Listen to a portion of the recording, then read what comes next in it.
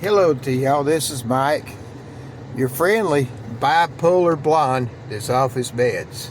That's true. Um, it's been years. But anyway, I want to tell y'all a little bit about my first wife. Which, we didn't get a divorce. I don't really believe in divorce unless it's a last ditch effort. Divorce is an option. That ain't what I'm talking about now. I'm just telling you my opinion. This is kind of like a spooky story, okay? But if your leg is in bad shape, you don't just have it amputated. You wait till it gets gangrene, and then you amputate it, because you got no choice. And the Lord didn't give us an option. I mean, He gave us an option for divorce, but we don't have to get a divorce. Even in extreme circumstances, unless it's absolutely necessary. I believe like amputating a leg or something. We're obligated to work on our marriage. But anyway, Jenny passed in I think it's August the 20th 2000. No, it was 2000. It was 1996. She's only 27. She had some slight scoliosis, and I should have stepped in and just, stopped it. But anyway, if it ain't broke, don't fix it. It was a little bit broke. When it comes to humans, don't fix it. Surgery is serious. She died 3 months later. But anyway, it was concerning straightening out her scoliosis, which wasn't bad. I've seen bad, and people were all right. But anyway, after she passed, I hung around at the cemetery a little bit and grieved. Like everybody does, I guess. I don't know, maybe I'm weird. I'm just weird, I don't know. But I was out there at 9 o'clock at night, and the only light was coming from a house a quarter mile away. And I was sitting there, and I don't know if I was actually, talking to her. I don't know if she heard me or not. Maybe I was fooling myself. It seemed like until I started dating again, she's always with me though. And I didn't miss her till she was gone. But anyway, I was sitting there talking to her, not talking to her, I don't know. And y'all have always heard about, well, a lot of you have anyway, probably, I guess, ghost rattling chains. Well, that's what I heard. I heard chains rattling. And, I did get cold chills. But I was like, look, I spoke out. Look, I have a right to be here. My wife's buried here. And you ain't gonna run me off. In the name of Jesus, you're not gonna run me off. And I'm coming to you. Which is probably stupid, but I'm not the sharpest tool in the shed. But anyway, I went towards it. I was getting some goosebumps, but I was going towards it. I was dedicated.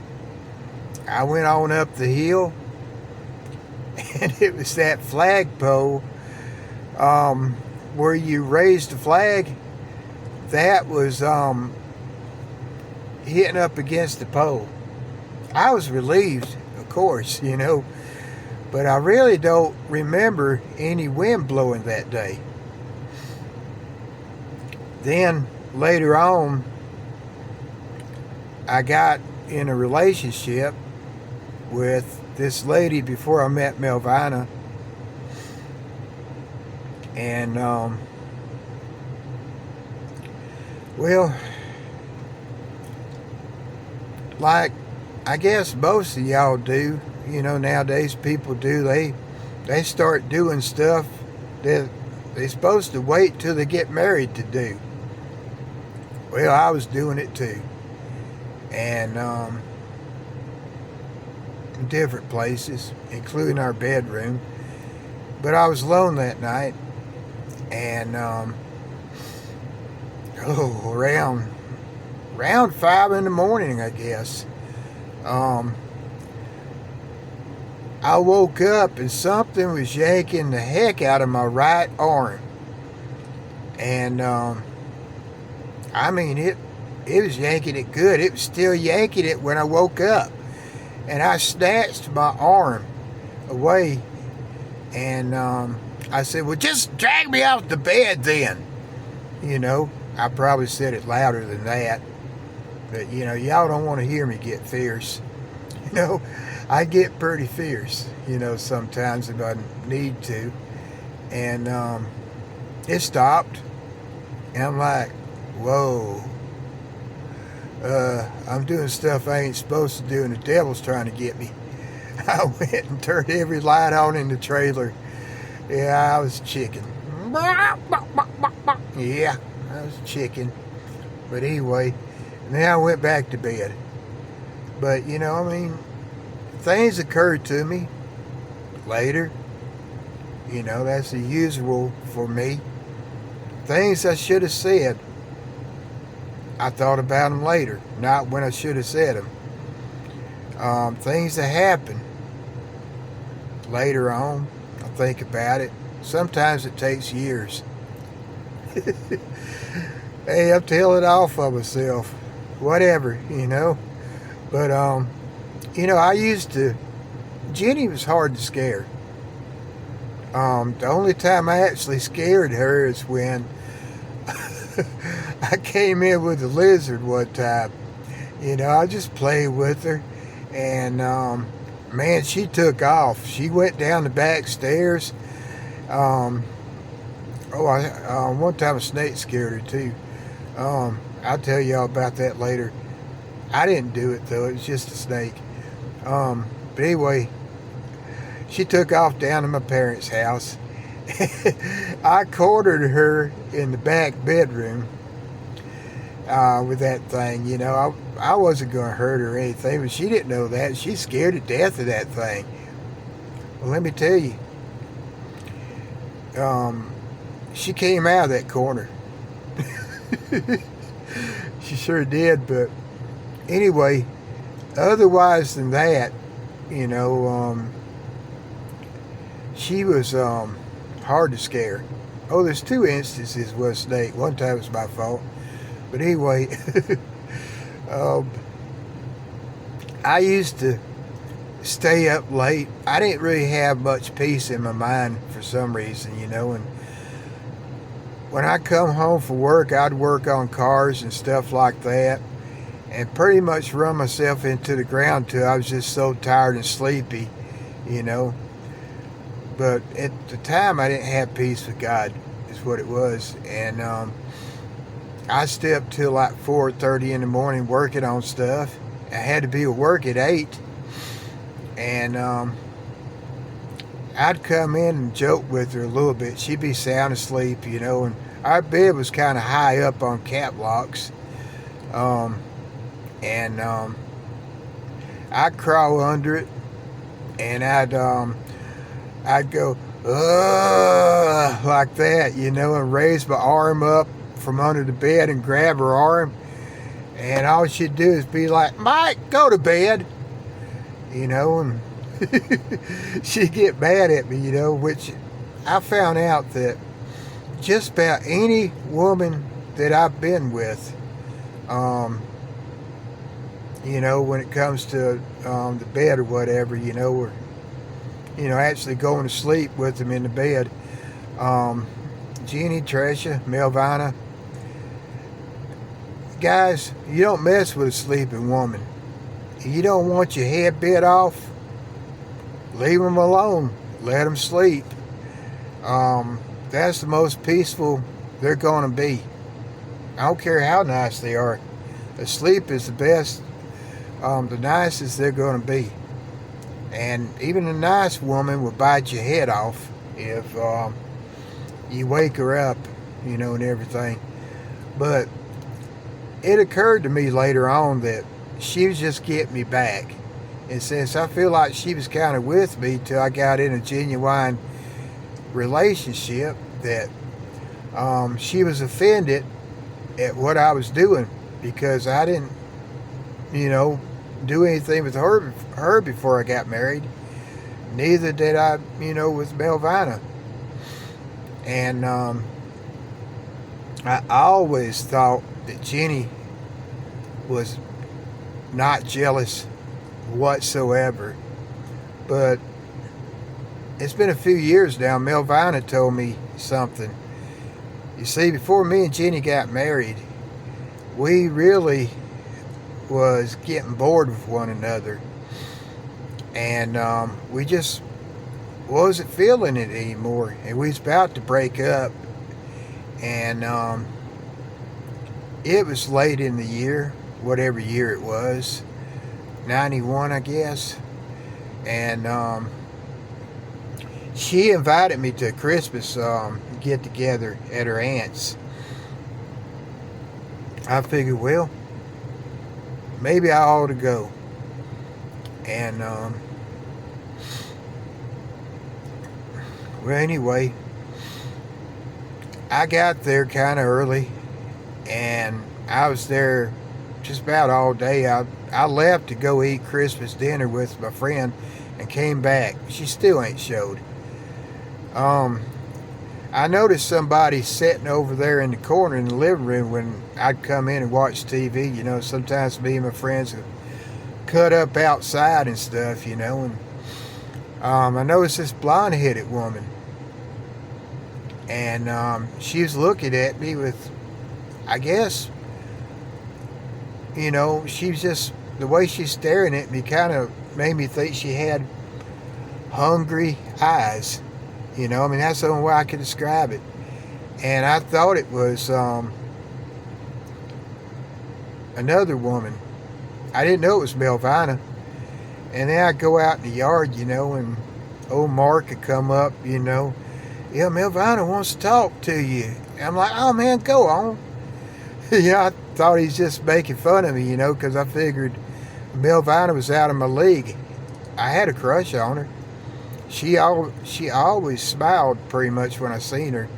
You know, I've known her a long time. And, you know, I prayed about her and stuff and everything. You know, I wanted to get with her. But I didn't know that was Melvina. She done dyed her hair and she shortened it some. So I thought it was some other lady that kind of liked me. And anyway, I'm going to see this video go longer. Somebody, her cousins, must have called Jenny and told her that I was here. I think she forgot to come.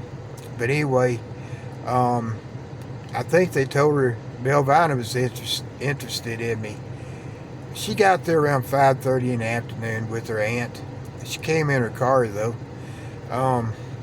She got out. As soon as she got out, she grabbed me by the arm. And she won't let go of me. And we was going around talking to people when, you know, she, I mean, you know, with her holding on to me. Sure enough holding on to me. And anyway, I got ready to leave. And yeah, I was kind of irritated at her for being late to start off with. And then just dragging me around the way she's doing, you know. And she said for me to come visit her. You know, it's been a while since I've seen her, you know, about a month. And she lived in Chilton County, and which is a good ways from Bibb County, which I lived almost in Tuscaloosa County. And you know, I had some other things I reckon I wanted to do, and I just told her, look, I'll come see you when I get ready.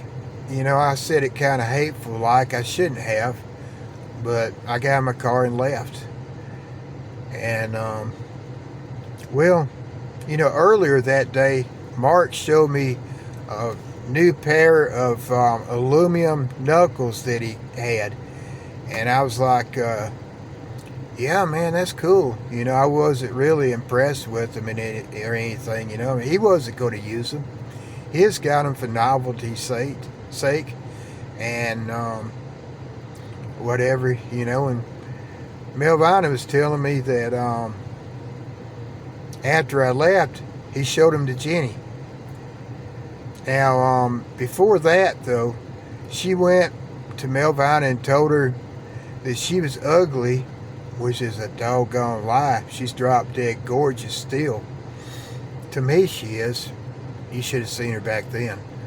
But anyway, she's telling Melvina that she's ugly, and I wouldn't ever want anything to do with her. I mean, hurt her feelings real good. Probably almost made her cry. I don't know. But then Mark showed her those aluminum knuckles, and like me, I guess, you know, she said, yeah, that's nice, man. This is what Melvina told me. And then she said, hey, can I see him for a minute? I guess Mark told her, you know, what happened. And she went up to Melvina and apologized. And Melvina let her guard down, and she took them things and sideswiped her, you know, which you didn't have to ball your fist up except to hold on to them. And she sideswiped her on the side of the face. And it hurt her pretty bad. And then, you know, they grabbed Jenny and told her aunt to get her out of there. You know, and Melvina had to hide the place where she hit her. And her jaw was kind of swollen. You know, she kind of put her hair over it and stuff. She didn't want anybody to know. She didn't tell anybody. And I didn't know anything about it. I really didn't know Melvina liked me. But anyway, Jenny was a dang good wife. I floundered around, and I went back to her about 3 months later and got serious with her. And of course, I probably wouldn't have got with Jenny if I knew about Melvina. But nobody told me anything. And I married Jenny. We was married for 5 years. She was a good wife, as far as I know. At least I want to remember her that way. We went places. We did things. We done a lot of riding. You know, that's something we had in common. And sometimes we'd find a remote place and just sleep in the back of the truck. She's my buddy. I enjoyed being around her. We had fun together. But like I said, she passed on at 27 after being in the hospital 3 months. The anesthesiologist accidentally punctured her lung while putting a catheter in her neck. I don't know why in the heck somebody put a catheter in somebody's neck, but I hear that 1 out of 100 times they punctured her lung, and she died 3 months later. They put me down there at their hotel. The hospital had a hotel, Druid City Hospital in Tuscaloosa. They had their own hotel, and they put me up there. They fed me, and when it wasn't time to visit Jenny, I walked all around Tuscaloosa. I got in shape, and they had that cafeteria style food, and I got in great shape. And I actually had a good time down there, except for the fact that my wife was recovering, and I had hoped she'd live. But I guess the Lord, you know, it was her time. and the Lord decided to take her on home. And a lot of times I'd see her, they had her in a medically induced coma so that she wouldn't cough against the machine. And so, one time they had her wake up, and I talked to her, and she's in good spirits and stuff, but then they put her back into that. And, but anyway, another time, I was talking to a lady that used to be my foster sister, Tammy J. Melvin, and up there in Double Springs. And she heard somebody laughing on the phone, and she said, "Is your wife with you?" I said, "No." She said, "Somebody keeps giggling." And I said, "Really? There's nobody here. I might have a chicken in the trailer, but they don't giggle or make that kind of noise." I said, "Hey, did the noise sound like like that?" She said, "Yeah." I said, "That's my first wife. That's Jenny." Which it, might have been her visiting. I believe people will visit you once they die. But also, I believe that familiar spirits that's attached to them or whatever, that they know them just as good as anybody else knows them. And they'll actually try to look like them or sound like them or act like them to make you believe in ghosts if they just wander here instead of going to heaven or going to hell. But the Lord can do what he wants to do. But it said the rich man died and opened his eyes in hell. And Apostle Paul said it's better to be absent from the body. And it's better to be absent from the body and be present with the Lord. And so it sounds like when you die, you go instantly one or two places. I don't know. I never died, so I don't know. I just know what the Bible says, But that tripped me out, though, when she said that. And we took a picture one time, or a couple of pictures, and one of them mirrors in the living room showed an image that it was like it's forming until it looked like Jenny. I mean, she looked like she was in her groove, like she's all pretty and stuff. But the image that was forming in the other one or two pictures looked like something ugly that transformed into Jenny. I don't know. But, they say that we're actually just energy when we're out of the body with no form. So it might have been her forming into herself, but it might have been a demon. I don't know. But anyway, I got one or two stories about that include Jenny, but this is mainly about Jenny and Jenny's ghost. And so I'm going to title it My First Wife's Ghost.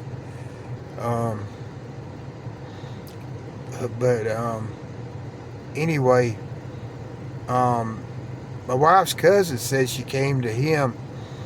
It's like he could see spirits. And she talked to him.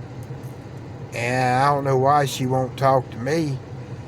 I mean, it was a dream where I kept on walking with her. I knew she's dead. I wanted to hug her. She wouldn't let me. I wanted to hold her hand. She wouldn't let me. I'm like, what's up with that, I guess it's because I was married to Melvina, and she didn't want to encourage me, but I just wanted, to at least hug her, like glad to see you. I mean, you'd hug your cousins, your parents, whatever. I was just glad to see her. But anyway, she told my wife's cousin that she would come to her, but my wife does have a bad heart chamber, and she didn't want to scare her or anything. But I guess that's all about her.